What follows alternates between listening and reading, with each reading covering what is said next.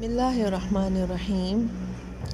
ہم جانتے ہیں کہ نرگسیت ایک ایسی روحانی یا نفسیاتی بیماری ہے جس کا شکار انسان تکبر کا شکار ہو کر اپنے آپ کو دوسروں سے برتر سمجھے، ان کا استحصال کرے اور ان پر حکمرانی کا خواہاں ہو۔ یہ شخص ہر صورت دنیا کی توجہ کا مرکز بننا چاہتا ہے اور پوری کوشش کرتا ہے کہ دنیا والوں کو اپنے اس خیالی کردار کا یقین دلا سکے جو اس نے اپنے تصور میں اپنے بارے میں قائم کر رکھا ہے۔ یقیناً وہ تصور غلط ہوتا ہے اور اس کا نارک کی حقیقت سے دور دور تک کوئی تعلق نہیں ہوتا، مگر نارک کی یہ سر توڑ کوشش ہوتی ہے کہ لوگ اسے وہی سمجھیں جیسا کہ وہ ان کو دکھانا چاہتا ہے۔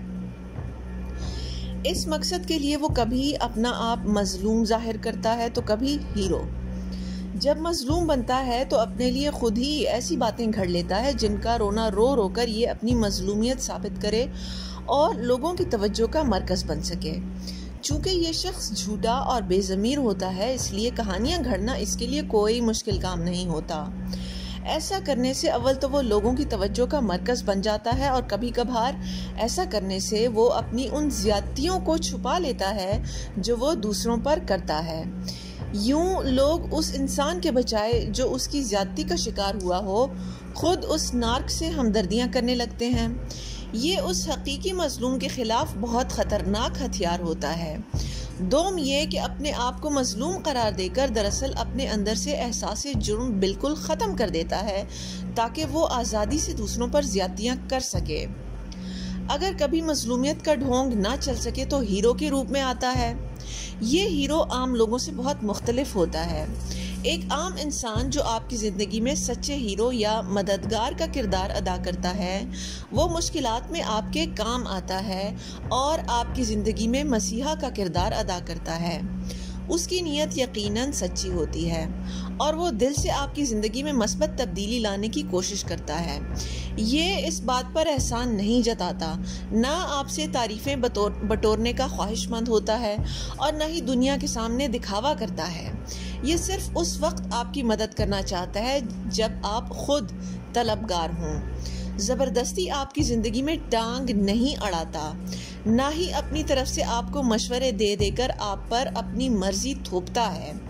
آپ کو یہ نہیں بتاتا کہ آپ کو کیا کرنا چاہیے اور کیا نہیں، بلکہ آپ کی ذاتی حدود کا خیال رکھتا ہے اور آپ پر بوجھ نہیں بنتا۔ نارک بالکل اس کے برعکس ہوتا ہے۔ وہ آپ کی زندگی میں زبردستی ہیرو بننے کی کوشش کرتا ہے اور آپ کی ذاتی حدود کو پامال کر کے اپنی مرضی تھوپتا ہے۔ اگر آپ نرمی سے اس سے کہہ دیں کہ آپ اپنا کام خود سنبھال سکتے ہیں تو اس پر ناراض ہوتا ہے، کیونکہ اس طرح آپ نے اس سے اس بات کا موقع چھین لیا کہ وہ دنیا کے سامنے دکھاوا کر سکے کہ وہ کتنا عظیم انسان ہے۔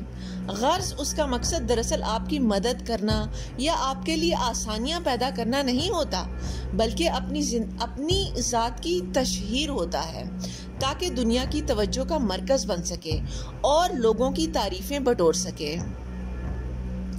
حد تو یہ ہے کہ وہ اپنی اولاد کو بھی نہیں بخشتا، چاہے اس کی اولاد بالغ ہی کیوں نہ ہو جائے۔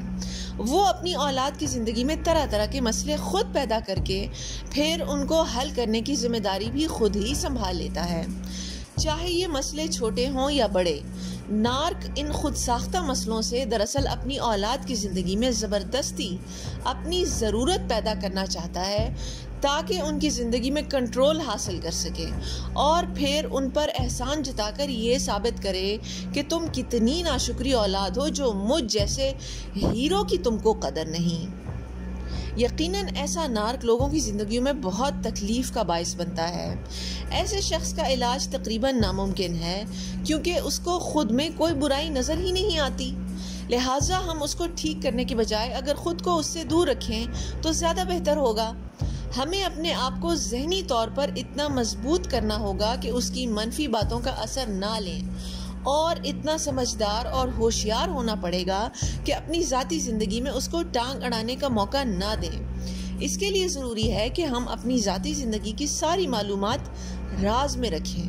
اگر کبھی نارک اپنی حرکتوں کی وجہ سے ہمیں طیش دلائے تو ہم کوئی رد عمل ظاہر ہی نہ کریں اور اس بات کو جانے دیں यूं नार्क हमारी तरफ से मिलने वाली तवज्जो से महरूम हो जाएगा और मायूस होकर किसी और शिकार की तलाश में निकल पड़ेगा। इसके चुंगल से निकलने का यही एक रास्ता है।